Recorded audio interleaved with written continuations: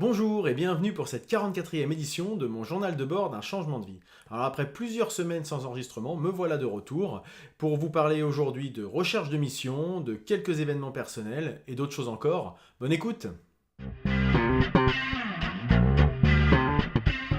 Oui, me voilà donc de retour après plusieurs semaines, voire mois, sans avoir enregistré d'édition de journal de bord. Parce que malheureusement, j'ai eu pas mal de gros soucis, au premier rang desquels le décès de ma mère, qui a survenu un jour d'ailleurs où j'allais me lancer à enregistrer ce journal de bord, et je vous cache pas que j'avais plus vraiment la tête à ça.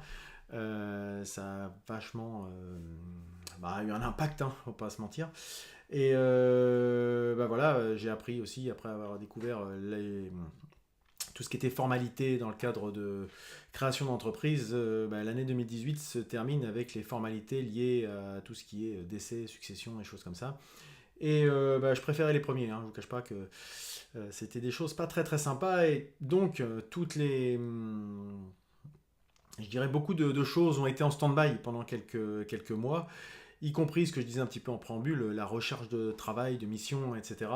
Donc actuellement, je vais revenir dessus, mais c'est vrai que c'était plus vraiment à l'ordre du jour. Donc, alors, bon, je ne vais pas parler pendant 3 heures de ce sujet, euh, mais c'est vrai que le décès d'un proche, c'est le moment, on parle du changement de vie, je parle encore une fois, si vous me découvrez aujourd'hui, ça va peut-être vous surprendre de parler de ça. Moi, je suis pas là pour expliquer aux gens une recette miracle pour réussir dans la vie, je l'ai pas d'ailleurs moi-même, mais plus pour donner des pistes, des guides pour réfléchir, se poser des questions, etc. Comme je le fais moi-même en fait, je partage là-dessus. Et notamment, comme je disais, la perte de quelqu'un, c'est toujours quelque chose de compliqué et qui amène à des questionnements, forcément, à relativiser des choses et d'autres. Et j'ai eu l'occasion d'écrire un discours, une raison funèbre.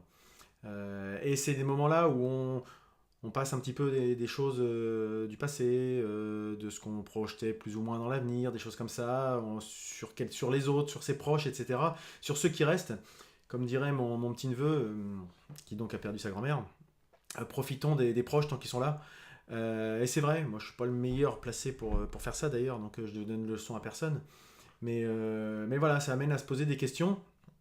Et puis c'est dans ces coups durs qu'on voit aussi les amis, les proches, ceux qui sont là pour vous soutenir, et de nombreux messages de soutien justement, de proches, des gens qu'on n'imagine pas forcément très à l'aise dans ces situations-là, et puis qui font preuve de beaucoup de sollicitude, d'accompagnement, et de voilà, c'est ces moments-là où on se dit, enfin moi je prêche pour ma paroisse, hein, mais la carrière, la vie, l'argent, tous ces machins-là, enfin voilà, c'est une perte de temps de s'épuiser là-dessus, parce que quand on se retrouve tout seul, c'est pas ça qui vous aide, hein, ces jours-là, d'avoir une belle maison, etc. Oui, ça fait du confort, mais dans les moments durs, c'est pas ça qui vous aide. C'est les proches, et les amis et les gens qui sont là pour vous soutenir. Voilà, bon, c'est une leçon de morale à 2 balles peut-être, mais en tout cas, moi, c'est comme ça que je l'ai vécu. Et voilà comment j'ai vécu ce passage un petit peu compliqué. Même très compliqué, pour dire les choses clairement. Euh, et un malheur n'arrivant jamais seul, alors c'est beaucoup plus secondaire, mais j'ai perdu mon ordinateur dans les quelques semaines qui ont suivi, hein, ça doit être 4 semaines après, ou quelque chose comme quasiment un mois après.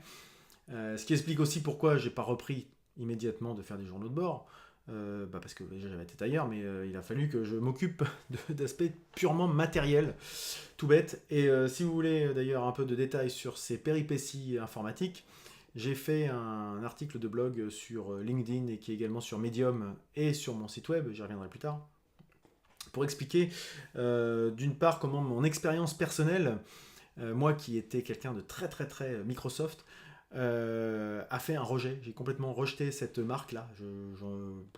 Enfin, à part pour la console de jeu, mais je ne veux plus vraiment entendre parler d'eux pendant quelques temps.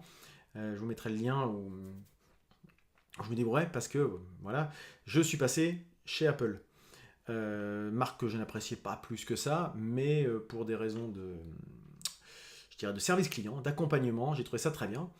Et ils m'ont convaincu que globalement, à prix équivalent, il valait mieux que j'aille chez eux, parce que si j'ai en cas de problème, au moins j'aurais quelqu'un à qui me confier et avec qui échanger. Donc là, je ne sais pas ce que ça va donner pour ce journal de bord. C'est la première fois que j'essaye sur ce nouveau matériel. Et d'ailleurs, je m'amusais aussi à faire du montage sur un nouveau logiciel que je ne connais pas. Donc ça sera peut-être un peu moins propre ou plaisant que d'habitude, au moins sur l'aspect, je dirais, rendu. Mais je ne désespère pas de me perfectionner, mais pour l'instant, j'ai pas encore eu le temps de m'exercer dessus. Voilà un petit peu je dirais les péripéties très handicapantes de la rentrée et je dirais, stressantes que j'ai pu connaître. Euh, En plus d'autres soucis à la maison, la toiture qui fuyait, enfin voilà, le début d'année a été un peu, début de la rentrée scolaire, on va dire en tout cas, a été un petit peu compliqué à gérer, mais là ça va mieux, donc je reprends les bonnes vieilles habitudes. Alors en parlant de bonnes vieilles habitudes, je vous parlais il y a peu de temps il y a peu de temps, il y a quelques minutes, et il faut que je me remette à trouver des clients, puisque ma première mission s'était terminée, je vous en avais parlé, mi-août. J'ai une seconde mission avec un client que je connais très bien, puisque il s'avère être mon ancien employeur. Et donc, je suis retourné dans d'anciens locaux que je pratiquais régulièrement à Lyon pour aller faire des audits dans l'entreprise, pour un petit peu épauler les équipes en place qui manquaient de ressources à l'instant T, voilà, et puis qui avaient envie d'avoir un petit œil extérieur, même si je ne suis pas vraiment, mais avec quasiment 1 an et demi de recul, on peut considérer qu'il y a un certain œil extérieur. Donc c'était pas compliqué, mais particulier de retourner dans cette entreprise que je connais si bien, mais de ne plus en faire partie, de donner des conseils à la personne qui m'a succédé, tout en sachant que moi-même, je n'avais pas forcément réussi à les mettre en œuvre à une époque parce que je connais bien les problématiques qui existent. Mais cela étant, c'est vrai que ça permet d'avoir des échanges intéressants, et des choses très constructives, et j'ai beaucoup apprécié ça. Mais ça nécessitait bien sûr beaucoup de préparation, la mission en tant que telle, la restitution, et voilà, maintenant, c'est quelque chose que j'ai lancé.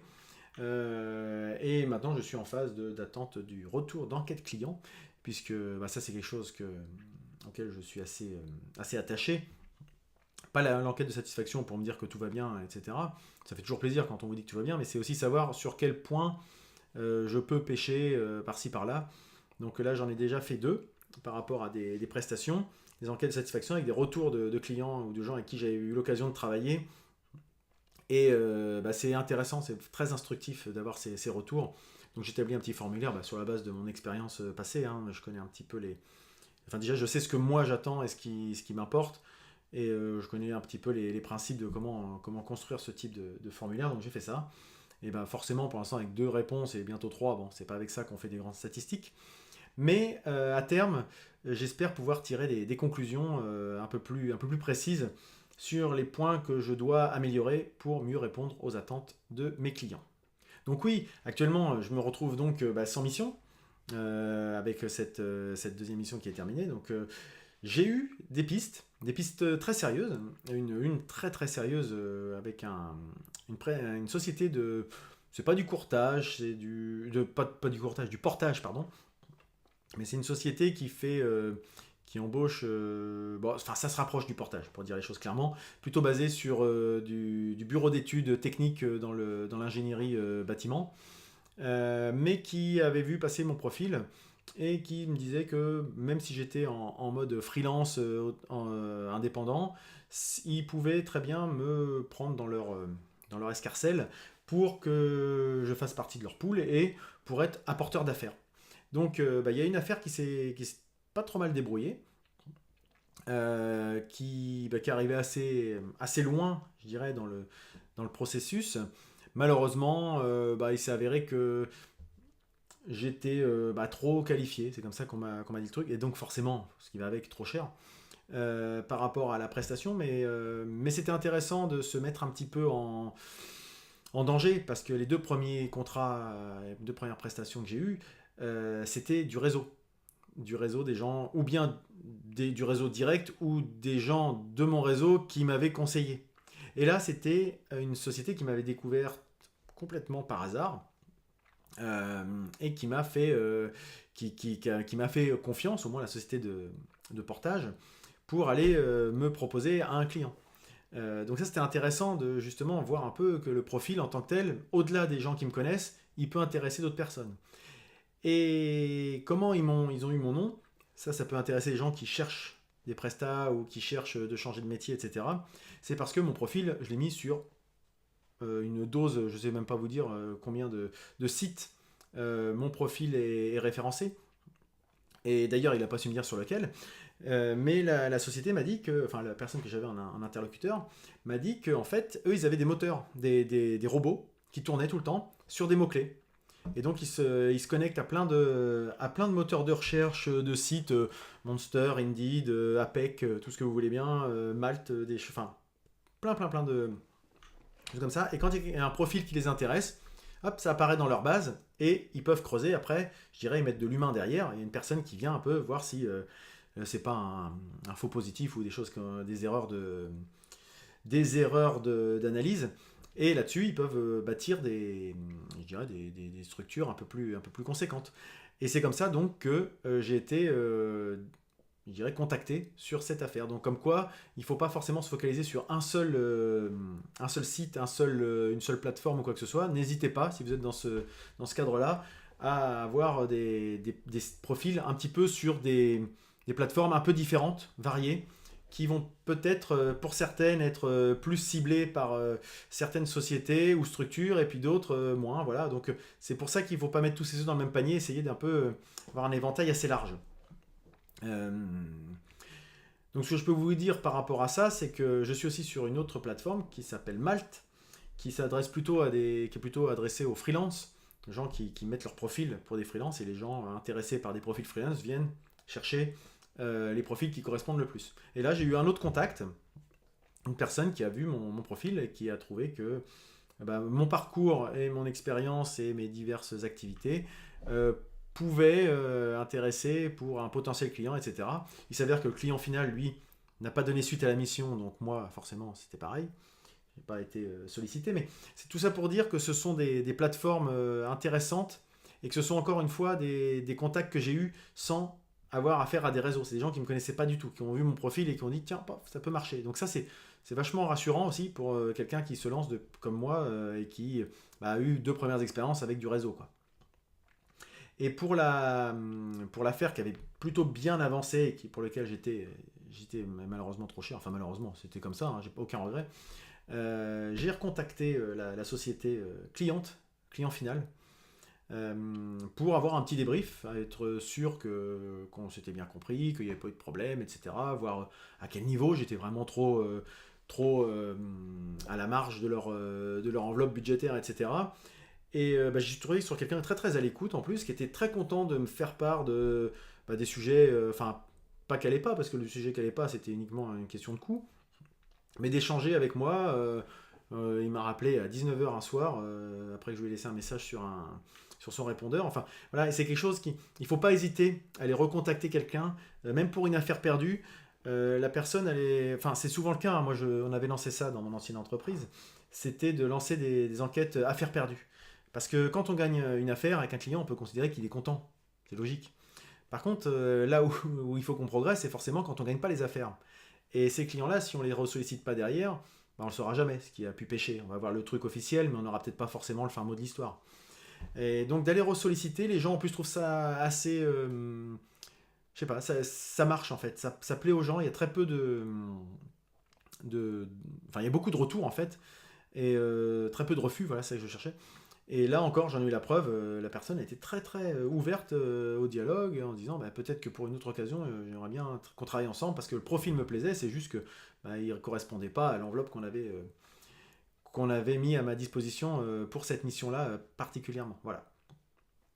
Pour continuer sur l'aspect plateforme, espace, etc., je suis tombé là dernièrement justement parce que je recherche du coup, je vais faire des salons, je vais me relancer dans les salons, je remets mon profil à jour, etc. Je suis tombé sur quelque chose qui s'appelle la bonne boîte de Pôle emploi. Je ne sais pas si vous connaissez. C'est quelque chose qui est issu de Pôle emploi, donc une émanation de Pôle emploi. Et leur sous-titre, c'est trouver les entreprises qui embauchent sans déposer d'offre d'emploi.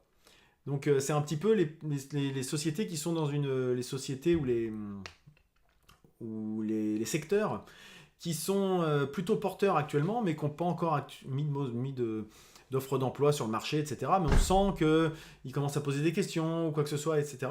Et bah, c'est un peu pour faire des candidatures spontanées. Donc ça peut être valable pour quelqu'un qui veut rentrer comme salarié, mais ça peut être valable aussi comme un prestataire. Et en gros, leur autre sous-titre, c'est n'envoyez plus vos CV au hasard. Parce que forcément, il y a beaucoup de pertes. Quand on sent qu'il y a des entreprises qui, par rapport à tel ou tel profil, ça peut les intéresser, autant cibler plutôt que de perdre son énergie complètement inutilement et bêtement, quoi. Donc je vous invite à aller jeter un petit coup d'œil si vous êtes intéressé. Donc ça s'appelle labonneboîte.pôle-emploi.fr, pôle-emploi.fr. J'essaierai de remettre ça dans les commentaires sous la vidéo et dans les commentaires de la version podcast de cette édition. Alors tout ça, bon, il y a des profils, j'ai mis à jour mon profil LinkedIn, j'essaye de réseauter pas mal par rapport à ça en ce moment, hein, ça marche plutôt pas mal, j'ai plutôt des bons échos de gens qui me suivent, qui pour l'instant n'interagissent pas forcément, mais me font comprendre qu'ils voient passer les publications et au moins j'existe, il y a une présence. Donc c'est tout bête, hein, mais c'est du travail de fond tout ça. Hein. Et puis j'ai enfin concrétisé, j'ai concrétisé, c'est mon épouse qui est graphiste qui a travaillé là-dessus en tant qu'auto-entrepreneur ou auto-entrepreneuse, je ne sais pas trop comment ça s'accorde, mais désolé.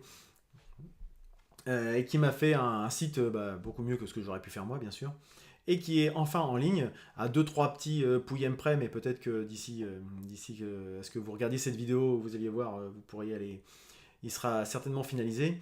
Donc ça s'appelle de l'huile dans les rouages.fr, tout attaché, et qui permet aussi d'être une carte de visite intéressante, au-delà de la carte de visite papier, mais pour les gens où je rentre un petit peu plus dans le détail de mes compétences et ce que je sais faire. Voilà.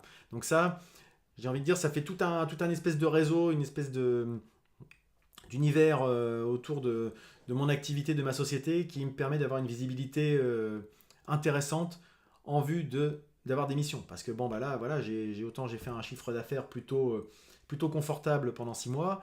Là, ça commence à être un peu plus compliqué. Je me suis versé un salaire, mais le salaire veut dire charge. Parce que pour l'instant, je me suis pas mis en travailleur non salarié. Je me suis salarié de mon entreprise. Question de philosophie personnelle. Mais après, chacun fait comme il veut. Mais quoi qu'il en soit, de toute façon, qu'on fasse d'une façon ou d'une autre, ce que je paye dans les charges, il faudrait que je le paye d'une façon à titre privé autrement. Donc, bon, c'est des choses. Les dépenses commencent à tomber. Voilà, c'est ça que je voulais dire. Et il n'y a plus beaucoup de rentrées, puisque mes missions sont terminées et que ma facturation est finie et l'encaissement est fait. Donc, il faut derrière ressortir les rames pour aller chercher des clients. Même si là, je vais avoir droit bientôt, alors à la fin du mois, au deuxième versement de l'ARS. Je vous invite à réécouter les précédents épisodes si vous n'avez pas, si vous découvrez maintenant. Donc l'ARS, je devrais le toucher fin novembre. Donc c'est quelque chose qui est plutôt intéressant, mais voilà, c'est pas quelque chose qui va me faire vivre pendant des mois et des années. Donc alors que j'ai la TVA qui va tomber là bientôt, donc les charges patronales qui vont tomber, c'est des choses, faut s'y attendre, hein, c'est normal de les payer, moi j'ai aucun problème avec ça. Vraiment aucun souci, mais pour pouvoir les payer, il faut quand même que j'ai un peu de trésorerie. Donc pour avoir de la trésorerie, il me faut des clients, etc. etc. Donc voilà. C'est pour vous expliquer un petit peu, si vous n'êtes pas dans cette dynamique, le quotidien de ce type de structure. Peut-être que vous connaissez très bien et qu'il n'y a aucun souci par rapport à ça.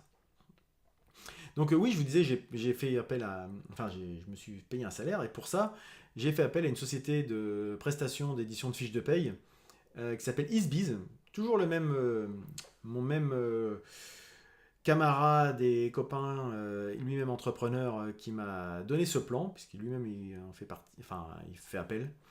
Easebiz, donc E-E-Z-B-E-E-Z, qui est une société qui permet d'éditer les fiches de paye, de mettre en relation avec les différents organismes, parce que moi naïvement avant d'éditer ça, je me dis voilà, je dis je veux me payer tant, bon je fais ma fiche et puis etc. Non, derrière il y a aussi les organismes auxquels il faut être affilié. Donc ça veut dire prévoyance, retraite, etc., etc. Donc toutes ces choses-là, j'ai pris une prestation où c'est eux qui font toute l'interface avec ces différents organismes. Et moi, j'ai juste à rentrer mes heures et le salaire que je veux, en gros, pour le mois. Et ils s'occupent de faire le dispatching et tout ce qui va bien. Donc c'est quand même assez confortable d'avoir encore un service qui est en ligne, encore une fois. Hein, c'est tout se fait en ligne, c'est comme Dougs pour la compta. Dougs, j'en suis toujours très content. Ils m'ont beaucoup encore accompagné par téléphone, par leur interface. C'est vraiment quelque chose...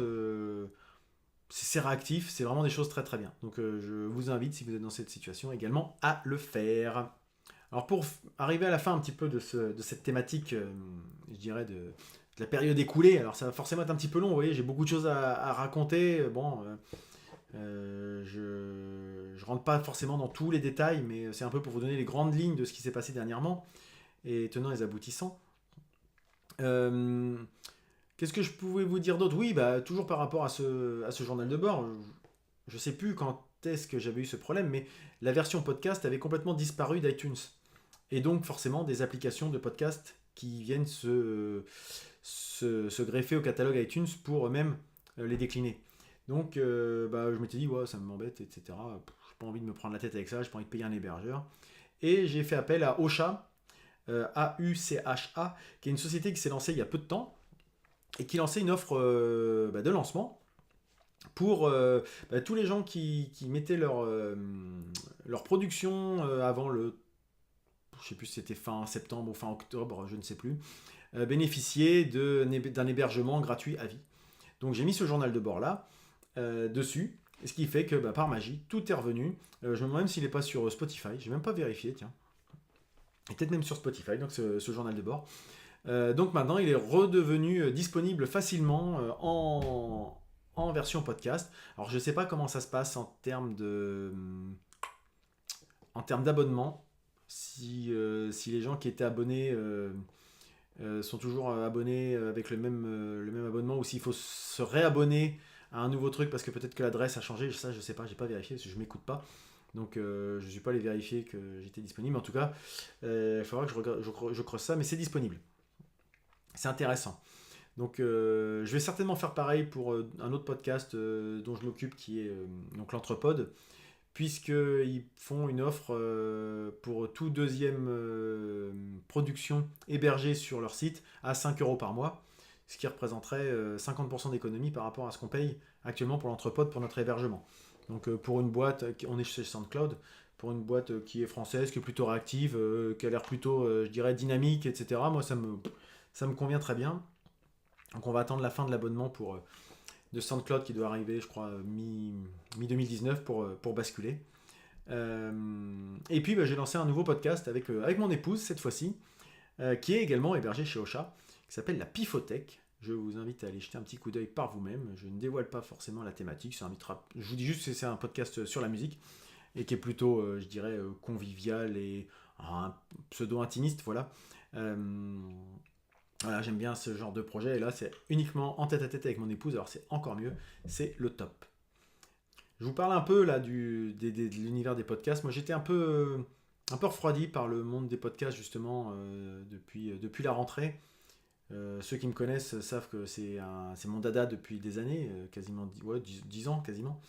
Et que j'aimais bien tant que c'était un petit peu le truc de do it yourself, bon esprit, etc. Et c'est vrai que je vais faire le vieux con, hein, mais j'ai un peu de mal avec le nouvel univers où on voit l'appât de l'argent, quoi, l'appel de l'or, et tout le monde arrive là-dedans, vient s'engouffrer dans l'entonnoir avec force, puissance marketing et tout ce qu'on veut bien. Et je trouve que ça perd un petit peu de son âme. Voilà, je suis peut-être un peu vieux con. Il en reste des gens comme ça qui n'ont pas d'ambition démesurée de vouloir révolutionner quoi que ce soit, parce que bon, on rigole avec certains anciens, mais les gens on en voit certains là qui sont en train de ramer pour essayer de faire émerger le média podcast parmi d'autres médias, et qui ont l'impression que cette fois-ci c'est la bonne, etc. Mais des gens qui ont eu cette impression que cette fois-ci c'était la bonne, ça fait 10 ans qu'on les voit arriver par vague tous les 2 ans.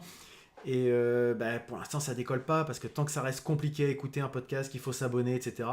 La radio, la télé, vous tournez le bouton, ça marche tout de suite. Un podcast, faut trouver une application, faut s'abonner, faut vérifier que les deux trucs sont à jour, etc. Moi, je reste persuadé que c'est ça la plus grosse difficulté. Et tant qu'il n'y aura pas, c'est des gros mots, mais un Netflix du podcast, quelque chose qui est simple d'utilisation, ça restera un truc de gens curieux, de geeks, et voilà. Donc j'ai un peu de mal avec certains discours de gens qui arrivent là, qui viennent des médias, de la presse un peu plus classique, avec un côté un peu prétentieux, snob, condescendant vers les anciens, même ils se défendent d'avoir ce discours-là, mais c'est quand même un petit peu comme ça qu'ils se présentent en disant « Bon, vous êtes gentils les gars, mais maintenant que les pros arrivent, vous allez voir ce que vous allez voir. » Bon, tant mieux s'ils réussissent, alors là je leur souhaite que des bonnes choses. Mais oubliez pas qu'il y a des gens qui ont déjà testé avant et que, enfin, ils réinventent la roue, quoi, des fois. Donc, bon. Peut-être que le moment est plus propice au podcast, j'en sais rien. Mais, ouais, bon, bref. Moi, je continuerai d'être très distant par rapport à ça. Et du coup, comme c'est ce type de podcast qui est très mis en avant actuellement, je me sens pas faire partie du même univers en fait. Voilà, c'est tout bête, hein, mais voilà, on fait pas partie du même monde. Donc, je ne me retrouve pas derrière cette bannière de podcasteur. Et bah, je m'investis moins dans le milieu du podcast. Je vous avais parlé à une époque, je voulais faire des choses un peu à droite à gauche pour démocratiser le podcast, etc.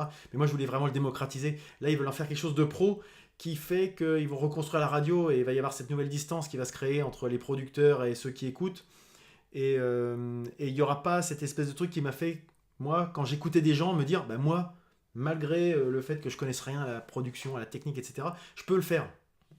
Parce que eux aussi, ils ne sont pas géniaux. Et puis eux-mêmes, des fois, ils balbutient des choses de temps en temps, ils bégayent de temps en temps, ils font des etc. Mais du coup, s'ils peuvent le faire et que moi, je prends plaisir à le faire, bah, je vais, enfin, à les écouter, je pourrais le faire aussi. Et puis il y a peut-être des gens que ça plaira de nous écouter, etc. C'est comme ça que j'ai lancé l'Entrepode avec les copains, c'est comme ça que j'ai lancé ce truc-là, etc. Et là, il y a un peu cette espèce de, je dirais, de mur invisible, infranchissable, qui est en train de se recréer en disant oui, mais un podcast, il faut forcément que ça soit propre, que ça soit léché, que ça soit sous tel format, que ça soit tel machin. Bah, ils refont la radio, quoi. C'est tout. En s'affranchissant des choix éditoriaux d'autres personnes, c'est eux qui les feront maintenant, mais dans l'approche ça reste le même, parce que comment ils veulent se financer par de la pub. Bon voilà, j'ai pas l'impression qu'on révolutionne grand chose, voilà, mais c'est peut-être mon côté vieux con aigri, et s'ils réussissent, tant mieux. Mais je veux pas, faut pas que ça démoralise des gens qui voudraient se lancer et qui se sentiraient pas légitimes de le faire, voilà. Moi je trouvais que c'était une espèce de bouffée d'oxygène de pouvoir faire du podcast, comme quand Internet s'est créé, les blogs, etc., une façon de s'exprimer, etc. Et j'ai un peu peur que ça fasse un petit peu effet contre-productif. Bon, après, voilà, peut-être que je me trompe, et j'espère me tromper. Autre sujet sur lequel je change un petit peu mon fusil d'épaule, c'est tout ce qui a trait au développement personnel. Alors je reste très intéressé par tout ce qui a lieu à ça, mais j'ai une approche un petit peu quelqu'un qui fait un pas de côté, qui prend du recul, puis qui se dit il y a quand même beaucoup de charlatans dans tout ce truc-là. Et je vois passer des trucs encore là, c'est pareil, c'est marketing, c'est machin, et je sais pas, j'ai plus l'impression que c'est une mode pour certains qu'une vraie conviction. Alors il y a des gens pour qui c'est de la conviction et du coup pareil, eux aussi se retrouvent noyés parmi tout un tas d'offres pas toujours très, qui n'ont pas l'air forcément toujours très honnêtes ou voilà. Vraiment cette mode me fatigue et c'est vrai que je me rends compte qu'il y a beaucoup de gens qui utilisent le développement personnel finalement pour une vision très très égoïste. Ça me fait me poser des questions justement, j'espère ne pas être comme ça, mais finalement le développement personnel pour certains, leur approche, c'est comment moi y arriver, comment je vais y arriver, comment je vais faire carrière, comment... Et finalement le développement personnel, ça inclut pas c'est pas incluant dans certains cas. Moi je le vois justement comme m'ouvrir plus aux autres, ce qui peut être mon défaut de temps en temps, de pas l'être, justement d'essayer d'être plus à l'écoute des autres, d'être plus machin, et pas me dire tiens comment la méditation ça va me faire gagner de la productivité du machin, mais non, moi je le fais pour justement essayer d'être plus à l'écoute d'autres choses, etc. Enfin je sais pas si je m'exprime bien, mais j'ai vraiment l'impression que des gens l'utilisent, le détournent un petit peu par rapport à l'approche qui me semblait être plutôt humaniste de ce genre de choses, de s'ouvrir vers les autres et que voilà. J'ai un peu cette espèce de goût amer de temps en temps quand je vois passer certaines choses. Je m'y retrouve pas, voilà. Donc voilà, bah, c'est pas grave, je me concentre sur les choses vers lesquelles je me retrouve, hein, mais je vois plus le côté business qui ressort de cette espèce de mode marketing et voilà, ça me parle pas trop, voilà. Bon. Et je pense que j'ai fait un bon petit tour de... Ah bah non, pas tout à fait. Puisque on devait relancer avec Laurent, mon collègue de défi écriture qu'on avait entamé en février.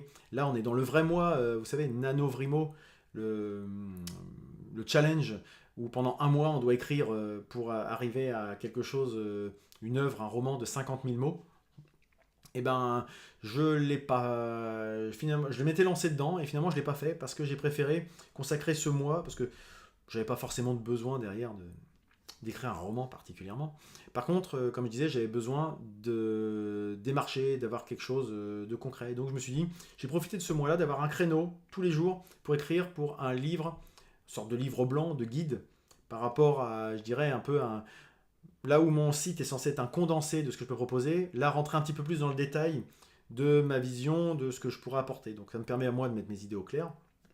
Et puis ça pourrait être un livre sous format électronique, numérique, que je pourrais remettre contre un abonnement à mon site, par exemple, pour vous abonner à ma newsletter, et puis moi je vous offre ce livre en échange, etc.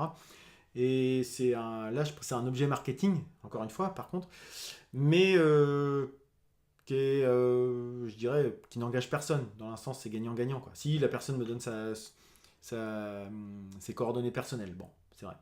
Ça reste des choses, mais voici une approche. En tout cas, le livre, je vais l'écrire. Après, le voir comment le diffuser, je ne sais pas encore. Donc, c'est quelque chose sur lequel je vais me poser très prochainement. Je vois que le temps tourne, etc. J'espère que c'est pas trop long pour vous. Moi, quand je parle et puis que j'ai toute une liste de plein de choses que je me liste au fur et à mesure et je me rends compte que ça s'éternise, je vais passer rapidement à la suite sur les aspects, je dirais plutôt. Là, j'ai passé sur le passif, les quelques semaines. Là, je vais passer sur les semaines à venir. Alors, dans mes semaines à venir, je me pose toujours la question par rapport à ce journal de bord. Est-ce que je continue ou pas? Voilà. Là, c'est vrai que j'avais perdu le rythme. Alors aujourd'hui, même si je reprends plaisir, vous voyez, là, le refaire là, à mettre dedans, ça me plaît bien. Mais c'est vrai que j'avais perdu le rythme. J'ai peut-être un peu l'impression d'avoir fait un peu le tour de ce que j'avais à dire. Je sais pas si là, par exemple, vous apprenez rien à ce que je vous raconte, je sais pas. Est-ce que je serais pas mieux de me focaliser sur les réseaux sociaux pour partager les choses sur les groupes Facebook ou LinkedIn que j'ai créés, que j'essaye d'animer au quotidien. Finalement, pour des choses un peu plus généralistes, parce que mon expérience à moi, oui, je peux vous donner des points de passage un petit peu particuliers, peut-être le jour où je recevrai ma première feuille d'impôt sur la société, des choses comme ça. Mais le changement de vie en tant que tel, je sais pas si j'ai encore beaucoup de choses à dire. Donc peut-être créer un espèce d'espace Slack, Discord, des choses comme ça, qui sont des moyens de communiquer qu'on le vend en poupe en ce moment. Je sais pas. Je pense que d'autres le font au moins aussi bien, voire mieux, de partager sur des sujets génériques. Ça reste mon expérience, ça reste mon approche. J'ai passé une bonne année à faire ça. Et je sais pas, je réfléchis à faire, à continuer. Voilà, n'hésitez pas à me dire ce que vous en pensez. Et en tout cas, j'aimerais bien faire des petits au moins des épisodes bilan, c'est-à-dire au moins un épisode de bilan sur mon parcours. C'est-à-dire, quand je me suis lancé le 30 juin 2017, j'avais plus ou moins une vision de ce que je voulais faire. Et maintenant qu'on arrive fin 2018, faire un petit bilan de cette année et demie pour voir si je suis toujours si j'ai dévié par rapport à mon projet initial, les choses que j'ai bien faites, les choses que j'ai mal faites, ce que je referais différemment, etc.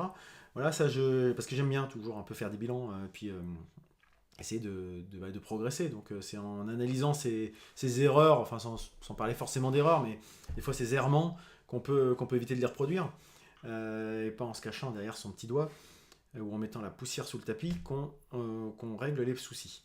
Donc je pense que je vais faire ça. Je voudrais bien aussi peut-être vous faire, si ça vous intéresse, un épisode spécial sur mes recommandations depuis un an. Je vous donne des recommandations à chaque émission quasiment, à peu de choses près. Et puis peut-être vous faire un petit débrief de celles que j'utilise toujours, enfin que ce soit des applications ou que ce soit des pratiques, ce que je continue de mettre en œuvre, les choses que j'aurais pu arrêter ou pour lesquelles je me dis tiens finalement j'avais recommandé ça à l'époque mais c'était pas si génial que ça, ou au contraire des choses qui m'ont complètement changé mon fonctionnement au quotidien. Donc je pense que je vais faire un petit épisode spécialement dédié à ça. Et puis je relance, là ça y est, il y a un an, forcément j'avais été coupé puisque j'avais eu ma première grosse mission qui m'avait forcément bien pris du temps. Là je relance les tête-à-tête, donc j'en fais un dès la semaine prochaine ou dans 15 jours, aux alentours du 20 novembre. Et puis j'en ai un autre qui va se programmer très prochainement avec deux amis, deux copines qui acceptent de faire ça. J'ai que des femmes qui pour l'instant vont témoigner, mais c'est très bien aussi, hein, au contraire, parce qu'on ne donne pas suffisamment souvent la parole à ces dames dans le cadre notamment de tout ce qui est activité professionnelle. Donc c'est le moment de montrer, peut-être, je ne sais pas s'il y a plus de femmes ou d'hommes qui m'écoutent, mais s'il y a des femmes là qui écoutent et puis qui se disent peut-être que j'aimerais bien changer de vie mais je sais pas trop quoi faire et puis c'est peut-être pas pour moi et puis justement donner le témoignage de femmes qui ont changé de vie pour s'épanouir, j'espère en tout cas, ça peut donner des idées à certaines. Donc je suis très content de pouvoir faire ce genre d'exercice et vous aurez bientôt de nouvelles choses pour les tête-à-tête à vous mettre dans les oreilles. Je retourne aussi là très prochainement dans mon espace de coworking. Je vais essayer, toujours pour faire du réseau, je vais essayer de changer un petit peu d'emplacement aussi, d'espace pour peut-être voir d'autres choses. Je réponds à des offres d'emploi aussi, enfin des offres d'emploi. Je vois passer des offres d'emploi et en fonction de ça, je les transforme dans ma réponse en des propositions de prestations ou pour la mission précise ou pour d'autres choses. Voilà, j'essaie de travailler un petit peu tout ça. Et je vais donc faire des salons. J'en ai plusieurs en tête. Salons et puis événements divers et variés, hein, parce que ça va pas me tomber tout cuit dans le bec, il suffit pas non plus de rester derrière son ordinateur pour avoir des choses, il faut aussi aller rencontrer les gens. Donc j'ai un salon à Beauvais la semaine qui vient, je vais aller à Lyon au salon Polytech, j'ai d'autres salons, je sais plus, des choses avec l'APEC à Rouen, une soirée avec Rebecca Armstrong après-demain soir, mardi soir, qui n'est pas forcément lié directement à mon activité, mais qui permet justement d'ouvrir à d'autres choses. Voilà, j'aime bien aller découvrir des choses et justement ouvrir le champ des possibles, agrandir le champ des possibles. Voilà un petit peu ce que je pouvais vous dire pour la semaine à venir, déjà, et les quelques semaines à venir. Je ne sais pas si je enregistrerai la semaine prochaine, donc voilà un petit peu je dirais le déroulé. Continuer à mettre à jour le site, continuer à rédiger divers articles, mettre à jour les réseaux sociaux et mon livre, mon guide. Donc vous voyez, je vais pas m'ennuyer dans les semaines, dans les jours et les semaines qui viennent. Je vais passer donc, avant de terminer, à ma recommandation de la semaine.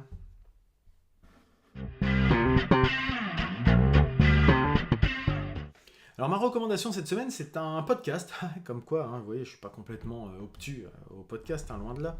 J'en écoute énormément. Plusieurs heures par jour. Donc c'est un podcast que j'ai découvert encore une fois par Rebecca qui avait rencontré les animatrices et qui en avait fait un petit retour je crois sur Twitter. Ça s'appelle Kikiriki. Et Kikiriki c'est le son du coq entendu par les Allemands, nos voisins allemands. Et c'est un podcast qui traite d'environnement, d'écologie, de développement durable. C'est des émissions d'une heure à peu près, si je dis pas de bêtises, je vais regarder directement sur mon... Voilà, 55 minutes environ. Et ce sont des productions, là il y a 18 épisodes actuellement, qui vont traiter d'une thématique principalement par épisode, et qui font souvent le lien entre justement les pratiques en France et vis-à-vis des pratiques en Allemagne. Parce qu'on a souvent tendance à dire que l'herbe est plus verte chez nos voisins, etc. Les Allemands sont très vertueux, et c'est pas systématiquement le cas, pas forcément. Des fois oui, des fois non. Des fois les Français sont pas si mal, des fois ils analysent les choses à travers, je dirais, il y a eu le prisme de la présidentielle, ils ont analysé tous les programmes des candidats selon l'angle environnemental. Il va y avoir des sujets sur le nucléaire, sur les élevages, je crois, si je dis pas de bêtises. Enfin voilà. Et voilà, c'est des choses qui sont... moi, je trouve ça intéressant. C'est bien fait, c'est bien produit, c'est très documenté. Ils interviewent des politiques de France et d'Allemagne. Ils interviewent des fois des journalistes, des blogueurs. Enfin, ils ont beaucoup de gens qui viennent témoigner. Et donc, c'est très très riche en fait. On apprend beaucoup de choses. Et des fois, ça casse un petit peu des idées reçues. Tous les épisodes ont un titre plutôt rigolo qui tourne autour des volailles, des poules, des poulaillers, etc. Puisque le kikiriki, voilà, le chant du coq. Et donc je vous invite à aller jeter une oreille sur ce podcast que je trouve vraiment très, très sympa. Donc n'hésitez pas à me dire si ça vous a plu ou encore une fois, c'est une nouvelle recommandation. Moi, j'en ai encore quelques-uns à écouter sur les 18 Il m'en reste 5 à écouter. Mais j'écoute ça avec plaisir. C'est vraiment très agréable. Voilà, j'arrive au bout de cette émission. Merci à vous de me suivre, hein, bien sûr. Je ne vous le dis pas assez souvent finalement. Et pour conclure, je vous dirais, restez curieux, testez, essayez, expérimentez.